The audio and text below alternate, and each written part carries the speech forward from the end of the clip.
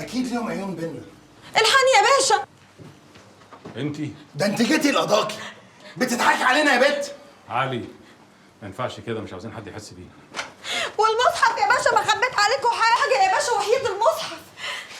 بتضللينا يا بت، بتدينا معلومات غلط. انا قلت كل اللي سمعته وعملت كل اللي طلبتوه مني، اكتر من كده ما عنديش الصراحه يعني. امال انت ايه اللي جابك دلوقتي؟ خفت يا باشا، الفور بيلعب في عبي. انا اول ما عرفت اخلع خدت ديني في اسناني وجيت جري. ما تقول لي يا اسر بيه. طب انت اهدي كده وقولي. اصل كلام المعلم النوح الصبح خوفني. قال لك ايه؟ قعد يقول كده كلام ما فهمتوش ويضحك بصوت عالي ويلمح ويلقع. خفت. عملت حسابه طلع صح. معقوله يا باشا؟ معقوله النوح يلعبها كده؟ هي ما تتلعبش غير كده، ده قانون يا علي. لا مؤاخذه يعني يا باشا، انتوا بتقولوا ايه يعني؟ اصل انا مش فاهمه يعني، رسوني على بر. النوح رمى المعلومه لسوريا عشان توصل لنا، وفي نفس الوقت رمى المعلومه الخميس علشان يأمن نفسه. البيه عاوز يكسب كل الاطراف. ابن يعني ايه يا باشا؟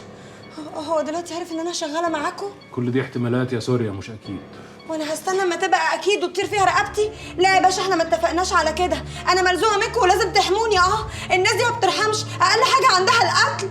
يا خسارتك يا سوريا، ادي اخرك لما تصدقي الحكومه. حسبي الله ونعم الوكيل في الحكومه. حرام عليكم والله، يا خسارتك. يا بنت بطلي ندب، بطلي ندب بدل ما ارميكي في الحجز. يا باشا حرام عليك، بقول لك انا خايفه. انت هتستنى ايه اكتر من كده يا باشا؟ حرام عليك، انت بتعاملني كده ليه؟ ما تقول له يا باشا يكلمني بالراحه. اقول له ايه؟ اقول له ايه بس يا سوريا؟ اهدي كده واقعدي كده وكملي كلامك بهدوء. ربنا يخليك يا باشا، والله يا باشا انت اللي بتعرف تجيبني يعني الصراحه حضرتك بتكلمني حلو قوي.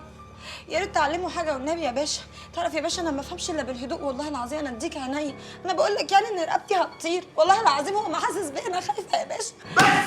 بس بدل ما اخدك من ايدك ارميكي عند النوح بايدي. يا اخويا انت بتعاملني كده ليه؟ وانا كنت متجوزه ابوك ولا كنت هتجوز ابوك؟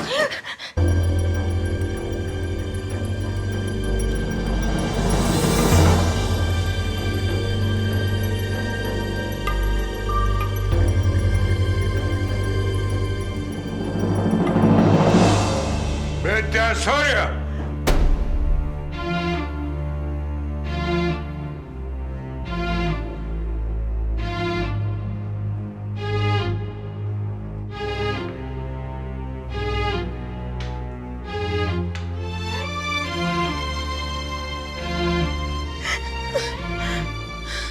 يعني لو قتلتك دلوقتي وسويتك الحكومة هتنفعك بإيه؟